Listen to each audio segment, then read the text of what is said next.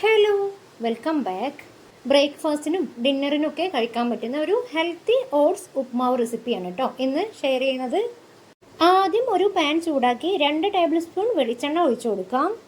എണ്ണ നന്നായിട്ട് ചൂടായതിനു ശേഷം ഇതിലേക്ക് 3/4 ടീസ്പൂൺ കടുക്, 2 ഉണക്കമുളക്, കുറച്ച് കറിവേപ്പില ഇട്ട് കൊടുക്കാം.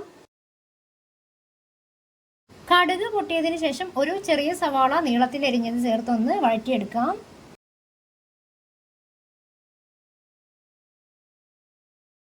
സവാള ഒന്ന് സോഫ്റ്റ് ആയിട്ട് വരുമ്പോൾ ഇതിലേക്ക് 1 ടീസ്പൂൺ ഇഞ്ചി അരിഞ്ഞതും 2 പച്ചമുളക് കീറിയതും 2 ടേബിൾ സ്പൂൺ വീതം ബീൻസും ക്യാരറ്റും ചെറുതാക്കി അരിഞ്ഞതും കൂടി ചേർത്ത് 1-2 മിനിറ്റ് ഒന്ന് വഴറ്റിയെടുക്കാം. ഇനി ഒരു വലിയ ഗ്ലാസ്സിൽ 2.25 ഗ്ലാസ് വെള്ളം ഒഴിച്ചു കൊടുക്കുന്നുണ്ട്. 1.5 ടീസ്പൂൺ ഉപ്പ് ചേർത്ത് കൊടുക്കുന്നുണ്ട്. വെള്ളം നന്നായിട്ട് തിളക്കുമ്പോൾ ഇതിലേക്ക് 1.25 ഗ്ലാസ് ഓട്സ് ഇട്ട് കൊടുക്കാം.